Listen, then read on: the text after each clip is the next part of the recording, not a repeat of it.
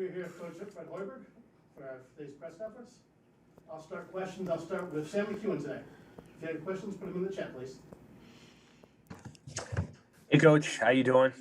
Hi, Sam. How are you? I'm all right. Hey, so you guys announced a couple of signees yesterday. One of them was a freshman, Oleg, and then CJ, obviously, the transfer. I'm curious what you think both those guys bring to the table, and how quickly you think both of them can make an impact.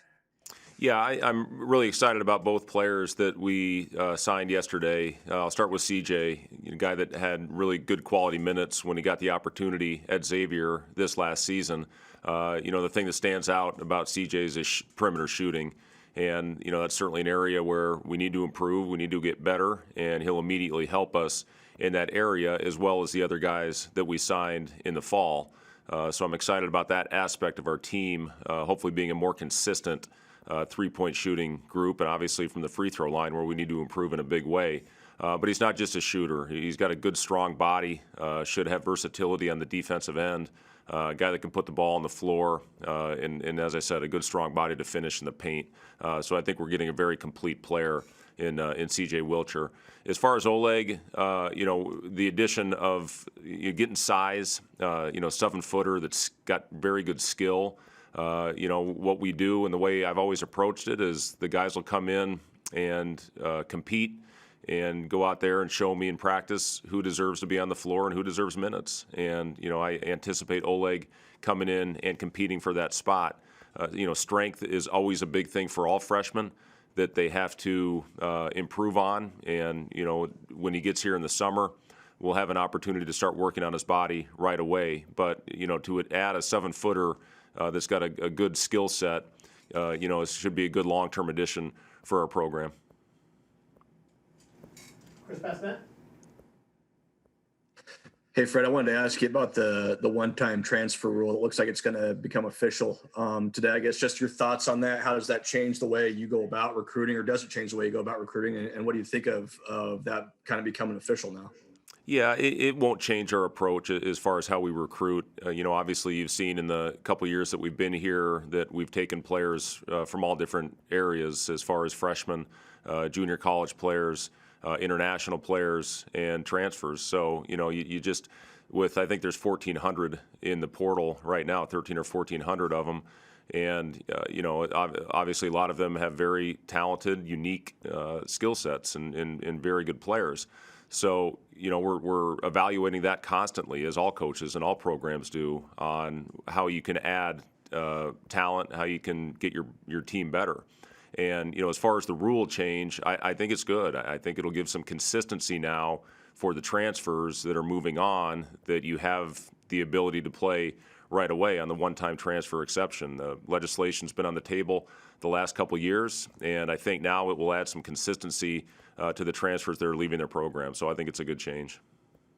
How is maybe, recruiting transfers different than now than it was maybe when you started at Iowa State? Obviously the numbers of guys out there are different, but has it become more difficult? Is it easier? Or I guess how has it changed in your eyes? I think the biggest thing, Chris, you're competing against so many more schools than maybe we were our first go-around at Iowa State, where we really built our team that first year with transfers. We got 4 high-level kids in that sat out that first year, and Royce White, Chris Babb, Chris Allen, Anthony Booker. And they really helped jumpstart our program, and I think really attracted 4-year players that came in and were huge parts of our program. We still recruited transfers, but getting on the map and showing success and an exciting style of play, got us the opportunity to recruit better players than we would have been able to early in the process.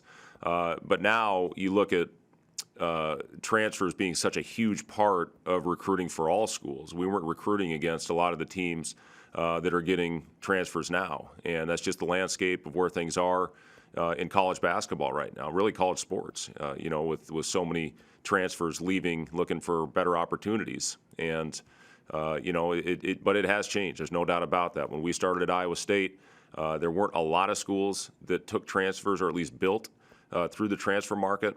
We did that, but again, what that did for us is it attracted a lot of really high-quality 4-year players. A lot of those guys are playing in the NBA right now. Thank you. Andrew Ward. Hey Fred, I'm curious, what was it like playing the dad role yesterday, and what are the emotions having Sam come on the team next year?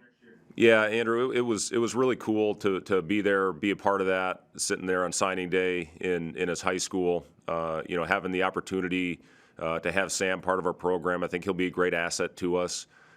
He's going to be a walk-on for us. I know he's going to bring everything that you need to in that role on a daily basis. He's going to be a great teammate. He's an awesome kid. He's going to come in and work extremely hard. He's going to push the guys that are going to be out there on the floor. Whatever role is asked of him, I know he'll go out and do to the best of his ability. So it's exciting, as parents, especially for Mom. I think it'll help ease the empty nest that we would have had Sam gone away to college, which he had some pretty intriguing opportunities. But at the end of the day, he wanted to stay home and he wanted to play here. He's really, fell in love with this community, as our entire family has. And, we love it here. And, Sam's excited to be part of our program, and we're certainly excited to have him. Michael Bruns. Hey, Fred, with the eligibility and everything from last year kind of being different, and I guess how do you kind of move forward with the remaining empty or remaining scholarships, I guess, that you have? And also, do you have an update on kind of where he's at in the process with everything? Yeah, I'll start with Thor. We've been in constant communication. He is back home right now, and he's just weighing all the different options that he's going to have moving forward. And we've had a lot of talks, and he's going to take his time with the process, which he certainly can and should do.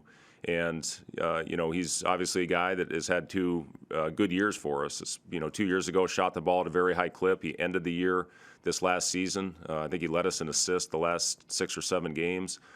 So, a guy that will have options, and, we'll be there every step along the way to help him in any way we can, to make the best choice for him in his career. So as far as the remaining spots that we have on a roster, as all programs do, the job of the staff and the coach is to do everything you can to improve your roster. And we're looking at a lot of different things right now, and we'll see how it plays out and how things develop. But as we all do, we're just trying to do everything we can to put the most competitive team out there on the floor. Robert Washut. Hey, I know you still have, a couple spots to use in a variety of ways, but I know when this recruiting cycle started, one of the things that jumped out to a lot of people as an area of need was a primary point guard, facilitator, like a true point. Obviously, I don't know if that's necessarily been addressed yet. How do you feel about that position? And is that still an area of emphasis going forward, or do you like what you have on the roster to kind of handle that role?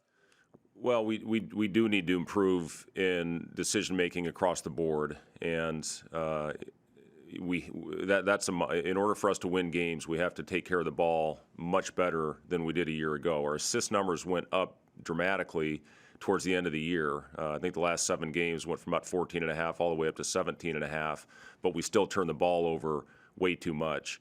We're doing a lot of drills right now to hopefully get better with decision making. And, Delano at times showed very good decision making. Assist to turnover ratio was actually very good a year ago for Delano. The shutdown hurt him. There's no doubt about that.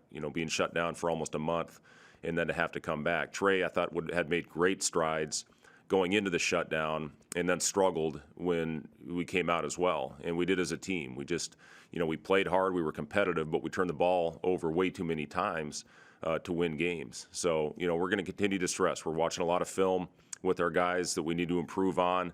And, obviously the proof will be how things play out once we get on the floor and competing again. So, the thing I'm excited about, Robin, we had 46 less practices last year than we did the year before.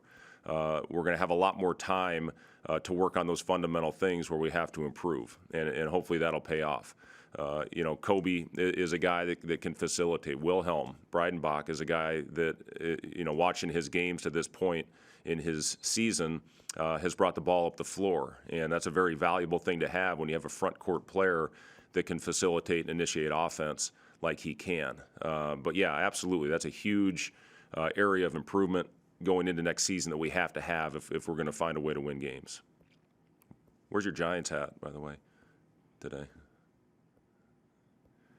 Robin, you muted. You're on mute, Robin. We're all a little rusty, Robin. Yeah, I said a couple weeks on draft day, I'll be wearing it with my shirt, all that. Nice. Connor Happer? Yeah, this kind of piggybacks a little bit off the last one, but just, I mean, how do you feel about your roster just with the guys that you brought in, just the roster in totality and how it fits to what you guys want to do, and are you kind of on track with what the roster kind of your image of what the roster should look like by this point? Yeah, I think we've made a lot of improvements to our roster with the recruiting class that we are bringing in to this point with the additions that we've made to our roster. We need to shoot the ball better, and I think we have addressed a lot of that with the players that we have coming in. You see what Keisha is doing right now with what he has done to help Ranger get into the national tournament in Hutch down in Kansas, which starts next week. You look at, obviously, Bryce McGowan's the guy that can score it from all over the floor. In Wilhelm, a guy that can stretch it and shoot it from a frontline position. Again, those guys are so important to have on your team to be able to shoot and get bigs away from the basket to open up driving lanes. So, I think through that, and then again with CJ and with Oleg, guys that can come in and knock down shots as well.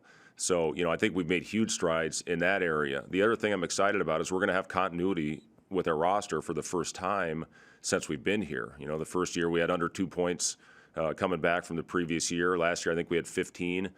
This year almost 70% of our production will be back and have been through the system, when I think we saw dramatic improvement over the course of the season, especially after the shutdown, and we got back playing and got into a rhythm. So, I'm excited about that. And then the additions that we've made, and, huge thing that we have to do as well, we were close on a lot of occasions. We didn't close out games. We have to be better down the stretch. We've got to find a way to get a group out there that's going to play with the confidence to win those close games, which we did not do a good job of last year. But yeah, I'm excited about the additions. I think the 14th ranked recruiting class in the country.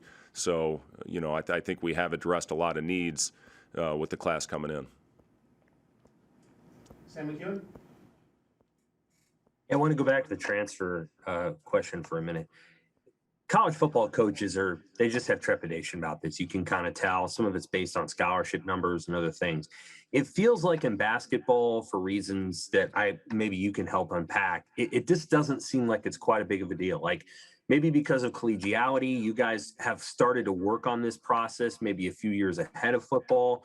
Why does it feel like in college basketball there's just a little bit more normalization of this, and it doesn't feel like it's going to be as huge of an adjustment? It's a good question, Sam. I can only comment on what we deal with our sport. Again, it's something where you've seen numbers steadily climb as far as players going into the transfer portal. And, with all the turnover you have on your roster, to try to bring somebody in to fill a need or, be a player that can get you over the hump, be a guy that can come in and, be a guy you can build a program around. There's just so many of them. And the fact that the numbers have gone up, and you see pretty much every school across the country now that are adding transfers to their rosters, it's just, again, you're probably right. The fact that it's been happening now for the past several years, I don't think it's going to be that big of an adjustment for our sport. Did Baylor win the national championship, and doing that with transfers and people talking about it make it maybe a little bit more, a little bit more palatable? And does that, and in watching Baylor during the tournament, did you be like, this is why we do what we do? This is why we recruit the way we recruit? Yeah, it wasn't just Baylor. You look at a lot of teams that were in there in the Sweet 16 and the Elite Eight and even in the Final Four, not just Baylor that had transfers that played key roles on their teams. A lot of the teams that had success that were in there at the end, had transfers that played big parts in their, that had to do with their success. Thank you. Michael Bruns? Fred, where can Nate Lenzer kind of put his fingerprints on your program quickly here in the off season? And I guess why did you want to bring him aboard? Yeah, Nate and I go back a long way, back to our time at Iowa State, and it's where I saw how good he was all across the board. I know I've talked a lot about his development on the floor with skill work, but if you see him in a scouting report in a film room commanding the room, he's got such a great presence to him. The fact that he was a head coach in the G League in the inaugural season of the Windy City Bulls, and as the head coach at that level, you do everything, and you're a huge part of the development. Obviously putting the game plans in the scouting reports together, even doing film stuff. So Nate's done everything, and he started at the bottom, and just he's as good as I've been around in all different areas. And if you see the connection already that he's made, we're doing just a lot of individual skill work with our players right now. You can see the trust building between Nate and the players, and that's a huge part to get those guys hopefully to go out to have that trust level where they'll run through a wall for you. With Kurt Joseph, I've seen that same thing in his short amount of time here as well, is just his ability to connect with players. And that's such an important part of this level, to be able to do that, to get those guys to go out and play their best. But yeah, Nate's phenomenal. I'm really excited to have Nate on board, and it's great to be back with him. With Doc moving to that other role too, I mean, where can he still help you in different ways maybe than what he was doing before? Yeah, I mean, Doc's still going to be a huge part of what we do and how we play.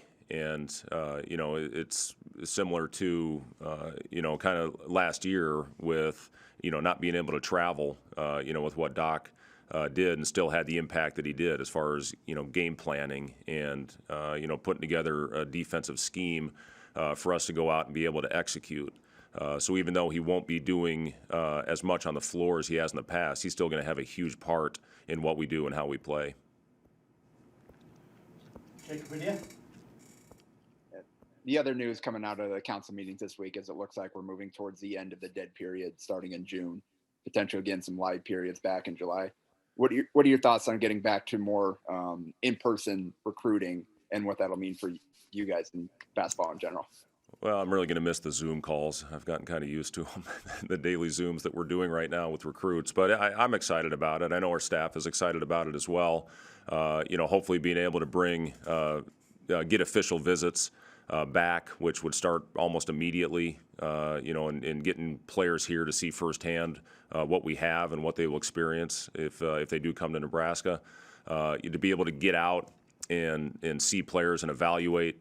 It's going to be, I think, a welcome for everybody that's in this business. But, you just, again, you do the best you can with the hand that's dealt right now. It's a lot of recruiting through Zoom, and we feel we've made good progress. We've had, very successful recruiting class with going through the Zoom, and now to hopefully open it up and get some normalcy back with recruiting, with getting fans back in your building. I just think it's going to be great as we continue to move forward. So, obviously safety is the number one thing, but if it's determined that we can do this safely and without getting anybody sick with what's going on in our world with the pandemic, then, I think it's going to be welcomed by everyone. How much of what you've had to do during this last year, how much do you think that will carry over and kind of create a new way of recruiting? As far as the Zoom stuff and everything, and you just have to put so many things together virtually. You have to send out virtual tours of your campus, your locker room, your facilities. Even the strength and conditioning staff. Our sports scientist Chris Bach, he spent time on Zooms with us. Our academic advisor Dennis LeBlanc would spend times on it on the Zooms as well. So, it's just to be able to be face to face obviously is ideal, but again, you adapt and you adjust, and hopefully you go out and make some headway. And again, I think with the class that we put together, top 15 recruiting class, with everything that we've been through, I think speaks volumes for everything that we have to offer here. So, it is what it is, and hopefully, again, we move past it, we get back to in-person, but these Zoom calls will be something that we will continue to do moving forward. Kevin Washit? Just wanted to clarify, are you guys actively pursuing another player for this class or two? Yeah, I mean, we're always looking at ways to improve our roster, Robin. And, if we can go out and find somebody that we feel would be a good addition to our roster, then we'll talk about it and see, if we want to add another player. We've got 2 scholarships at the current moment. But yeah, we're always evaluating on how we can improve the roster, not only for next year, but, in the long term as well. So yeah, we're talking as all programs do. You continue to talk, you continue to build relationships with these players and kind of see where it goes. And with the fact that you have 2 technically scholarship players that don't count towards your 13, does that give you a little more wiggle room to maybe keep a spot or 2 in your back pocket for future classes or for potential mid-year transfer next year? Yeah, absolutely. And that obviously it goes through our mind as well with how we're going to approach it. But, as of right now, with what we have with Kobe using his extra year and then Trevor not counting as well. So, technically we could have 15 on the roster, which is a lot. That's a lot of guys. So, we'll see how it plays out. And, again, if we keep one open and see where it goes, that is something that absolutely we are talking about. Okay, we'll finish up with Sam McEwen. Hey, Coach. Is Shamiel Stevenson doing some of the same mulling over that Thor is? I mean, Shamiel, I think, is the oldest player on the team, and sometimes in basketball, it's about age and not necessarily about the year that they're in collegiately. Yeah, absolutely. We're again having conversations with Shamiel about the different options that he has, and again, just try to be there to help make the right decision. Thank you. That will end the press conference, everybody. Thank you much for joining us today. Talk to you all later. Thank you. Okay. Thank you.